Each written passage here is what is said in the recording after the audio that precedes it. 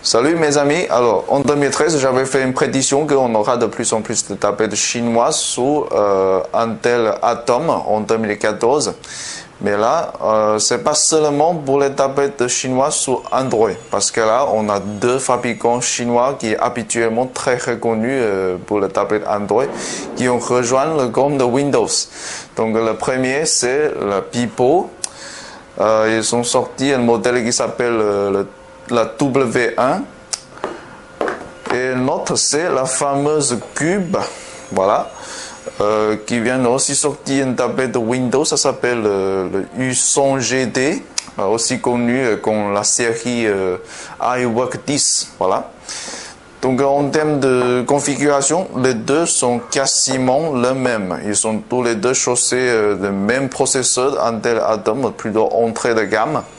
Donc la différence c'est plutôt le matériel, la finition et aussi le système d'exploitation préinstallé.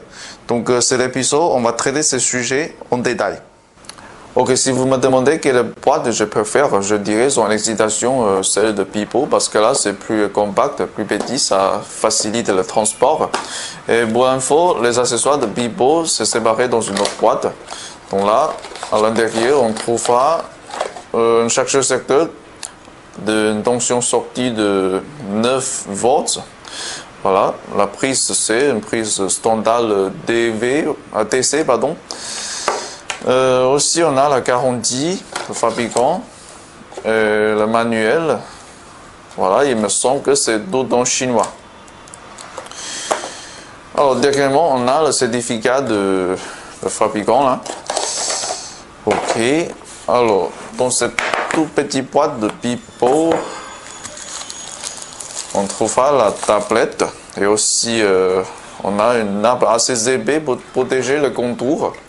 Ça c'est plutôt pas mal. Et aussi on trouvera les trucs plus clavier. Voilà, ça c'est classique pour les tablettes Windows.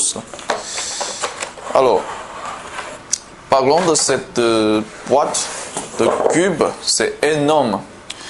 Moi j'aime bien, mais c'est pas très pratique pour le transport. Franchement, ça c'est vraiment trop gros, franchement. Par contre, j'aime bien ce matériel imprimé là-dessus. Ça c'est vraiment, ça montre plutôt l'image de la marque. Alors à l'intérieur, on trouve toujours la tablette, aussi avec des éponges pour protéger le contour.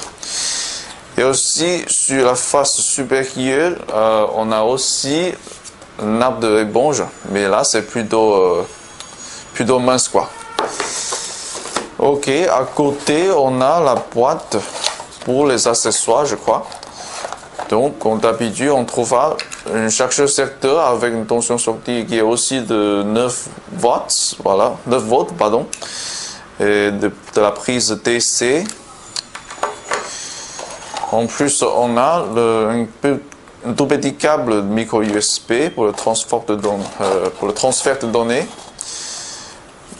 Et aussi le manuel est disponible en deux langues, chinois et anglais. Voilà, ça c'est uniquement pour les consommateurs chinois parce que là c'est une carte VIP où vous pouvez utiliser le code pour activer un compte sur le site web de Cube pour profiter des contenus exclusifs quoi. Voilà, aussi on a la garantie. Alors, donc c'est tout pour la Cube. Donc personnellement, je préfère la boîte de Pipo parce que c'est plus pratique pour le transport. Voilà. Donc franchement, la dimension, les deux sont quasiment les mêmes, identiques. Franchement, je vois pas trop la différence. Alors pour la longueur, on a 250 mm. Les deux sont pareils.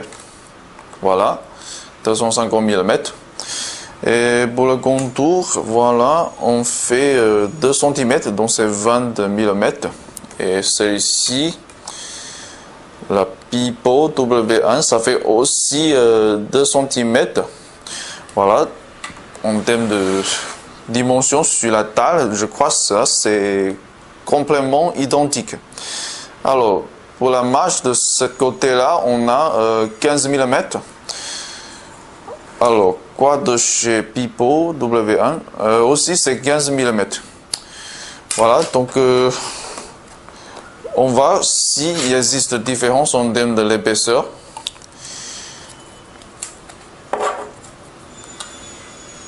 Donc, pour la cube, on a 1 cm de l'épaisseur, un petit plus de 1 cm, franchement, pardon. Et pour la Pipo, ça l'est plus mince que la cube, voilà, mais aussi ça fait 13 mm. Donc je crois que les deux sont quasiment les mêmes en termes de dimension. Mais là, à cause de matériels différents, la différence de boîte, ça c'est très évident. Donc on va prendre aussi la boîte.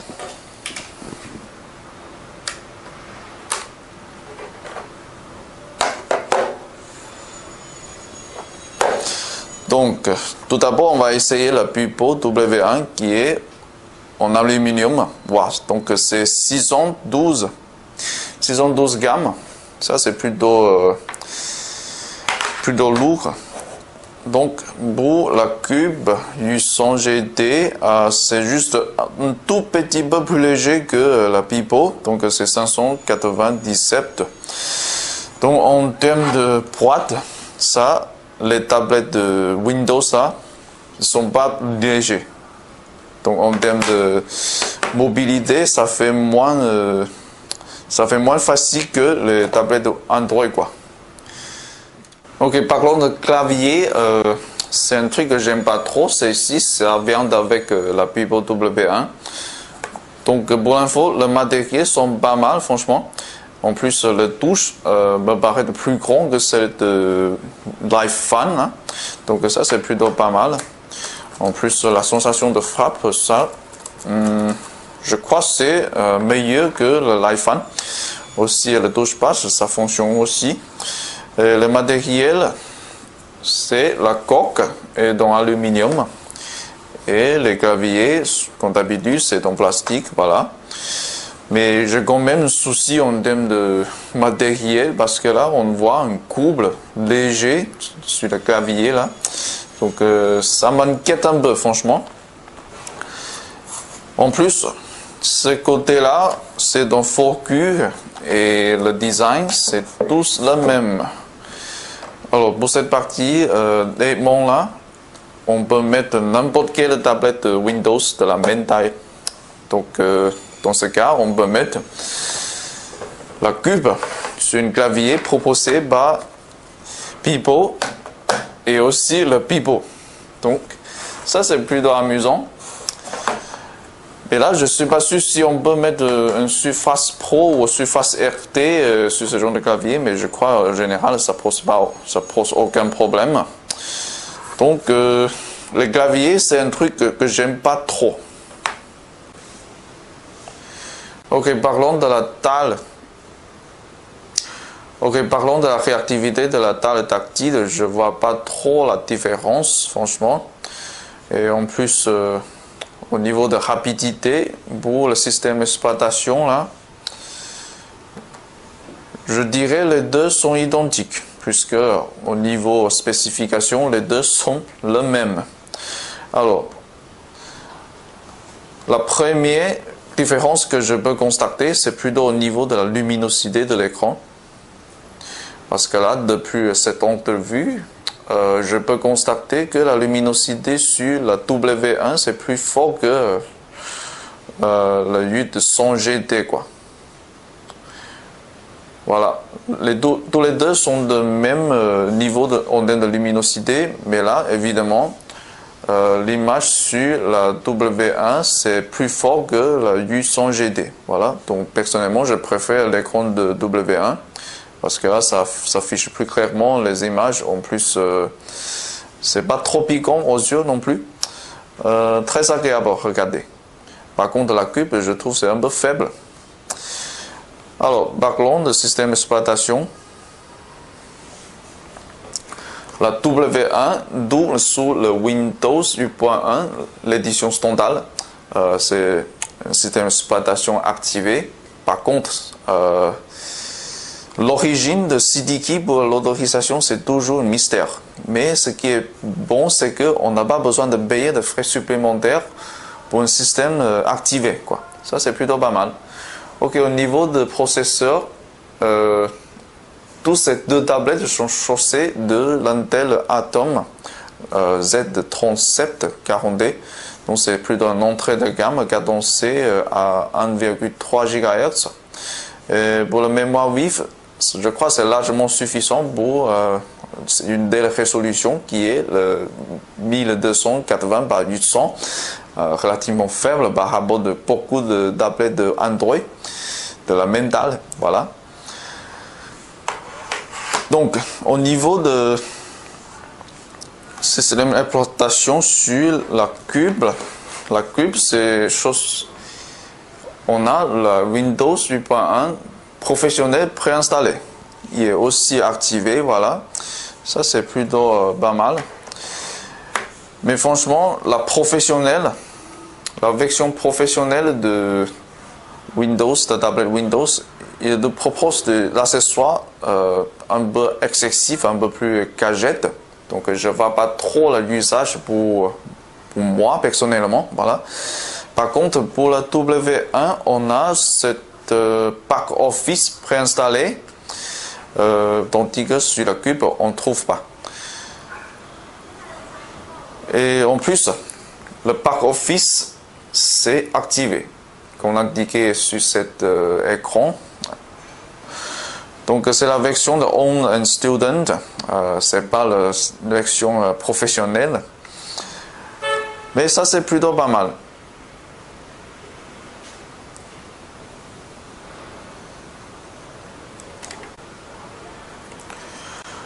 Ok, on continue cette vidéo sans la Cube 800 GT parce que là, je préférais la luminosité de cet écran de...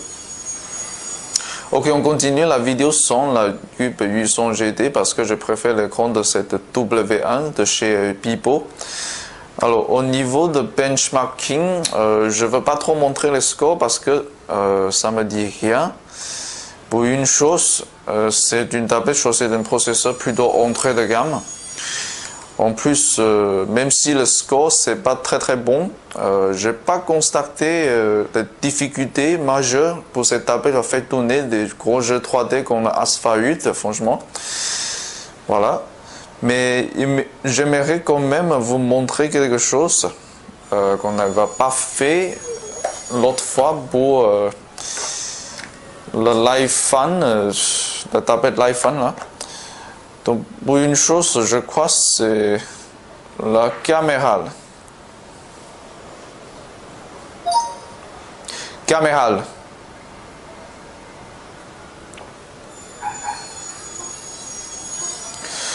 Ok, franchement, je trouve que la caméra chez la plupart des modèles de tablettes sous Windows, c'est toujours pas de très bonne qualité, franchement, par rapport des tablettes Android. En plus, pour le réglage, on n'a pas beaucoup de choix. Donc, c'est plutôt pour les débutants, franchement, je trouve que la caméra, c'est plutôt pour l'amuser. Soit la caméra DOSA ou la webcam. Voilà.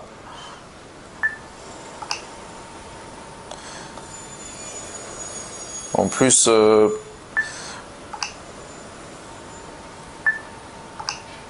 pour le autofocus, je trouve que c'est plutôt réactif.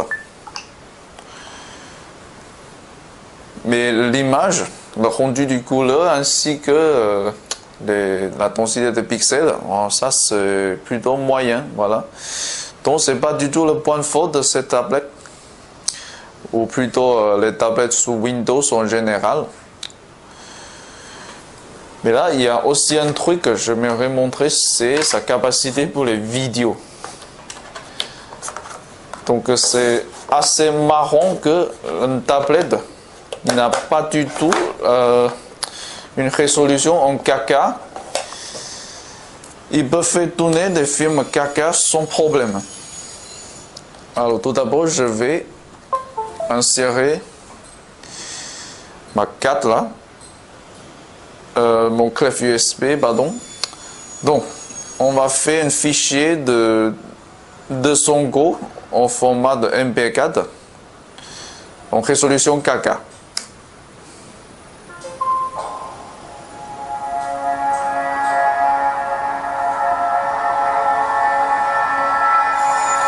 Franchement, ça rame pas du tout, franchement.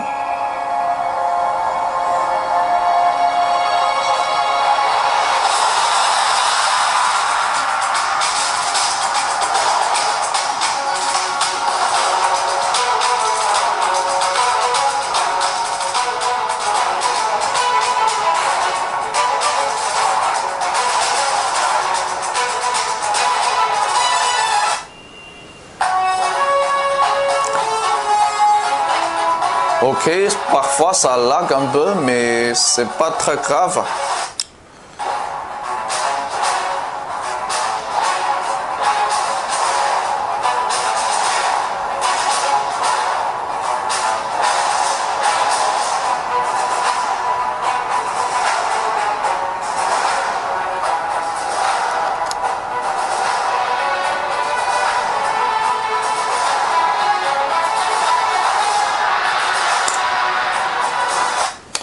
Donc c'est quand même surprisant qu'un processeur entrée de gamme, c'est un double cœur, est capable de traiter les fichiers 4K avec une telle efficacité.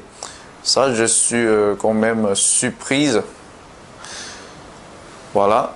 Donc je crois qu'il n'y aura aucun problème pour les vidéos Full HD ou HD, voilà. Mais la résolution, c'est le point faible de ce genre de tablette. Le truc que j'aime bien sur les tablettes de Windows, c'est que son extensibilité pour les périphériques.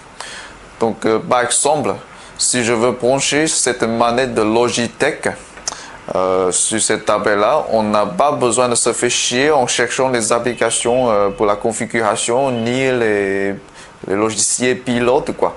Donc, c'est juste brancher et ça va fonctionner.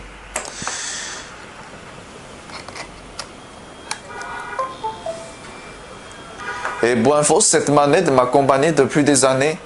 C'est une très bonne manette proposée par Logitech de Chillstream. En plus, à part de ce design de manette de Xbox 360, il propose aussi des trous de ventilation. Donc voilà, quand je branche cette manette avec cette tablette là, c'est tout de suite reconnu par la tablette. Donc on va voir comment ça se comporte pour les jeux.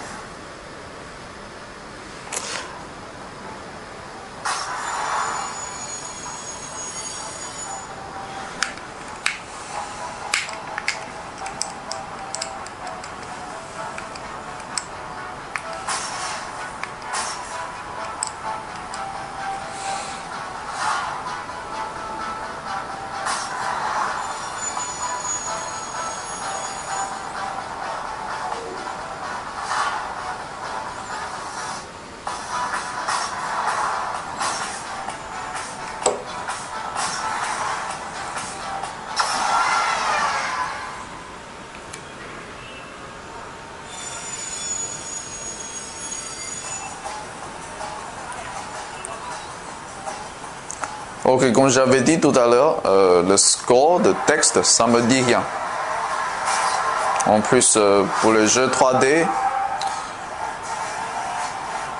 j'ai aucun problème sur cette tablette. En termes de fluidité et aussi la stabilité.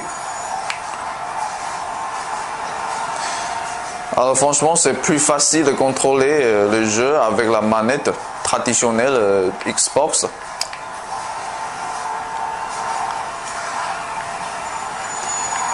Je suis plus agile, quoi.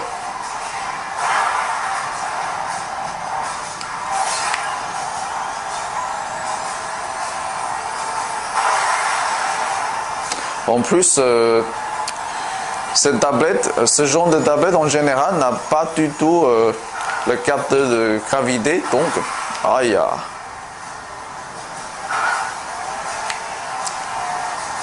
Je crois que c'est plutôt bon si on peut brancher une manette pour y jouer. C'est fait pour ça, franchement. Donc en gros, en termes de jeu, les tablettes Windows proposent des expériences complètement différentes, qui est plutôt de côté console par rapport aux tablettes de Android, quoi.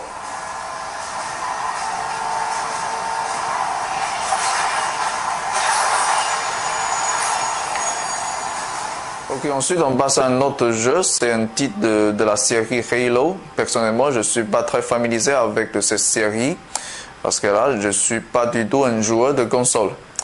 Donc ce jeu, c'est plutôt un jeu de tir avec une honte vue un peu près comme Diablo. Donc on va voir ce qui s'attend pour ce jeu avec le contrôle en manette, quoi.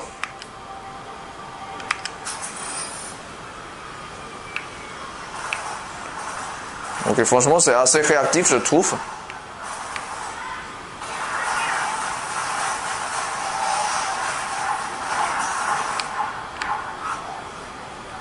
Il y a aussi des compétences un peu spéciales.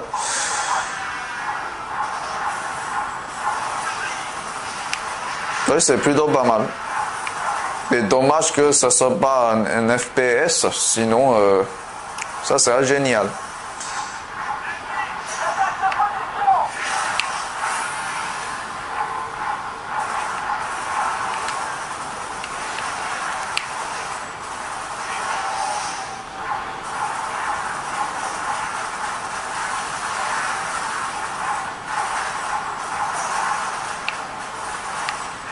Ok, il paraît que j'ai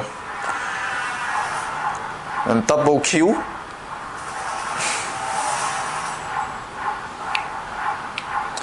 Donc en tout cas, la sensation de contrôle c'est plutôt pas mal. Alors j'ai épuisé tout ma munition, quoi.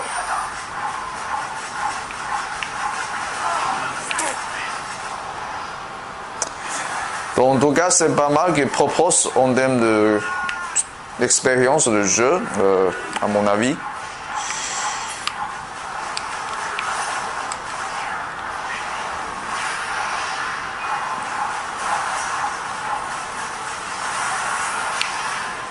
En plus, pour la graphique, ça c'est très joli ce jeu.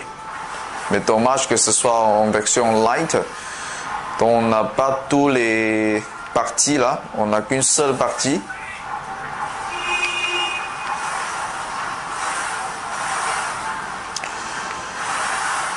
Donc autant pour le texte de jeu et aussi pour la extensibilité avec la manette, c'est plutôt pas mal. On est sur la dernière partie de cette vidéo, donc dans cette dernière partie, je vais quand même essayer la vitesse de chargement pour la page web.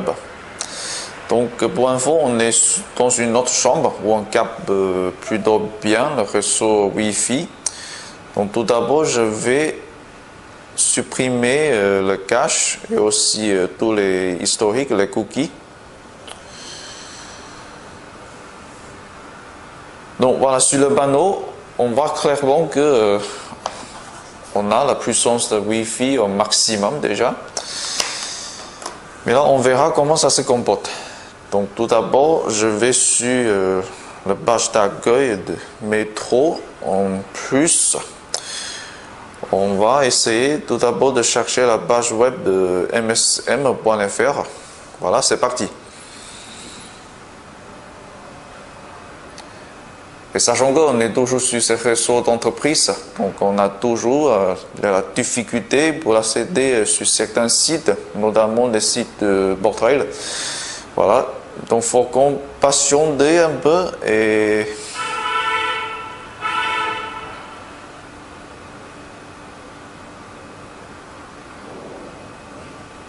franchement ça me fait peur quand même. Ah voilà, donc clairement c'est la cube U100GD qui est arrivé en premier pour le chargement de page web de MSM. Mais là, évidemment, on a un problème en termes de mise en fond de la page web. Ça, c'est le problème en termes de compactivité de logiciel, je crois. Et aussi, ça dû partiellement à la faiblesse de notre réseau. Donc, on ne peut pas dire que le réseau Wi-Fi sur la tablette de Windows, c'est nul. Donc, ensuite, on va essayer aussi Amazon.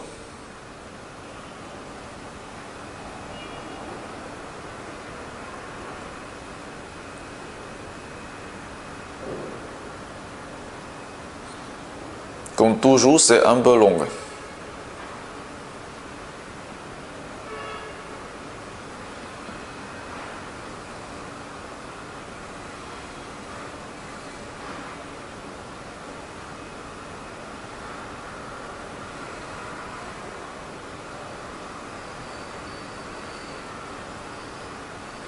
Ok, ça c'est quand même insupportable.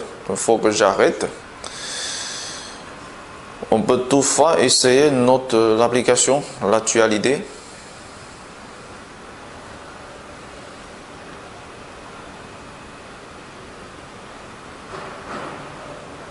Alors c'est pareil. On a toujours ce problème pour le chargement de contenu.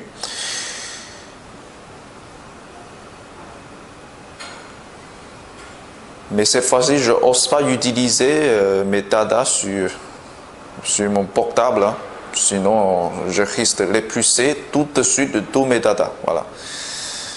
Donc, en gros, je crois, pour résumer, le produit comme les tablettes de Windows chinoises, ils ont du potentiel. Mais la question, c'est que est-ce que le Windows 8.1 sera gratuit dans le futur? Mais on verra ça très bientôt.